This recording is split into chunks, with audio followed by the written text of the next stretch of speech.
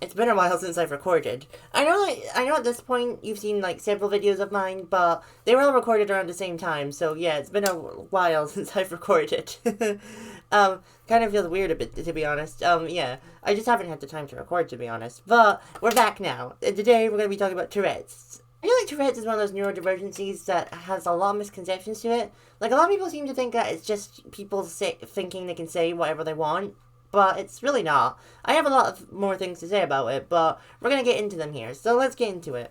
Okay, now first off, it causes you to make involuntary movements and sounds called tics. So yeah, I'll explain what tics are, but anyone can have tics, but Tourette's makes the tics more heightened, basically. Tics are fast, repetitive muscle movements that cause sudden body jerks or sounds. So yeah, a tic could simply be someone just going ugh all the time, you know? Like, it's not just someone swearing like loads or like flipping people off loads. Actually, it just is something they can't control. Common tics are blinking, coughing, throat clearing, sniffing, and facial movements, you know, things like that. So yeah, again, anyone can have them. I have a few tics myself.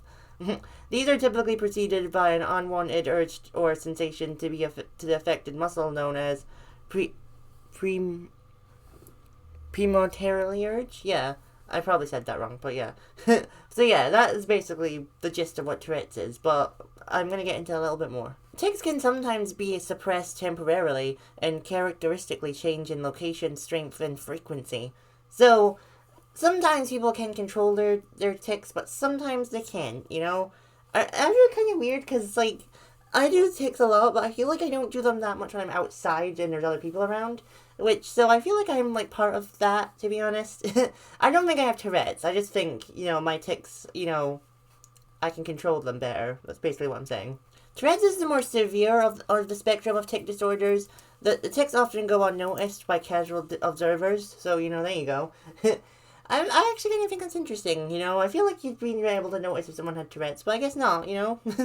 Also, it used to be considered one of the most rare and bizarre conditions, which I find quite interesting, to be honest. I bet people thought back in the day that it was demons. I can guarantee that. It is no more longer considered rare. About 1% of school-age children and adolescents are estimated to have Tourette's. So yeah. I don't know if I probably have met someone that has Tourette's, but, like, I don't know if I have, you know what I mean? But I doubt I've never seen anyone with Tourette's before. I feel like that's kind of impossible. So there's no specific test to diagnose Tourette's. It's not always correctly identified, obviously. That's why there's no. Because not most of cases are mild, and the severity of tics decreases for most children as they pass through adolescence. That is actually true. Some kids have habits. I used to have a habit of doing something like a tic, but I've totally stopped that years ago. Therefore, many go undiagnosed or they may never seek medical attention, which, you know, that's really up to them, really. If they don't think they need it, then they don't need it, you know? I would like to get tested to see if I have ADHD at some point, though. Also, I feel like this is one of the misconceptions I was talking about. Extreme Tourette's in adulthood is sensationalized in the media. It's actually quite rare, so yeah. But for a small minority, several debilitating tics can persist into adulthood, so yeah. I don't know if you knew that, but yeah. I have seen adults with Tourette's on reality TV shows. I'm pretty sure Liz Capaldi has Tourette's, if I'm not mistaken. I don't know about that one. But, so yeah, a lot of, like, adults do have Tourette's, and it's, like, you know, kind of rare. I feel like I need to say this as well. Tourette's does not affect intelligence or life expectancy. I don't know why people would think that, to be honest. I feel like I should say that for most neurodivergencies, actually. Most of them do not affect intelligence or life expectancy, so I don't understand why being neurodivergent is so demonized in like, the public eye, you know? Because it literally is harmless. It doesn't do anything, you know? It just means your child is different.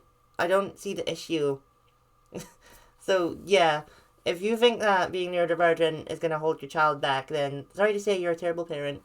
Also, like every other neurodivergency, there is no cure for Tourette's. Please stop trying to find cures for neurodivergencies, please. It really annoys me. There's not a single effective medication in most cases as well, which, you know, sometimes medication can help with ADHD to help people think, so that's, like, fair enough. But, again, there's no cure for ADHD. Medication for tics is not necessary, and behavioral therapists are the first line of treatment, which, you know, that's different. I don't have a problem with that, because that's kind of just, like, helping you cope with your Tourette's more. I think that's different. I'm not quite sure what this part means. Education is an important part of any treatment plan, and explanation alone often provides sufficient resources that no other treatment is necessary. Oh, I get it now. Okay. Basically, it's saying do your research and get your child help. That's basically what it's saying. Okay, I get it now.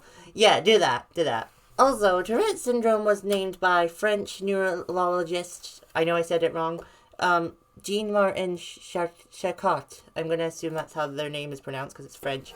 For his intern, okay, George Gilles de la Tourette, okay, who published in 1885, wow, an account of 9 patients with a conclusive tic disorder. Okay. Didn't realize Tourette's was discovered that long ago. That's pretty cool, actually. I like that. Okay, my last point for this video. Other conditions such as ADHD and OCD are more likely to be present among those who are referred to specialist clinics than they are among the broader population of people with Tourette's. So yeah, like I said, Tourette's isn't really one of the most common neurodivergencies. It's not as rare as it used to be, but it's one of the less common ones. But people with autism, ADHD, OCD, etc., they're more common. They're the more known like neurodivergencies, I would say. So yeah, I don't have a trouble believing that. Well, that was my video about having Tourette's. Let me know if you have Tourette's in the comments down below. And actually, do let me know if like what I said is like correct. Cause like, do you actually just say words, or do you like just have little noises that you make? Cause I think it's the latter. But if I actually get from a person with Tourette's, then you know that's just like fact checking, you know. So again, let me know. Please like and subscribe, and I'll see you next time. Bye.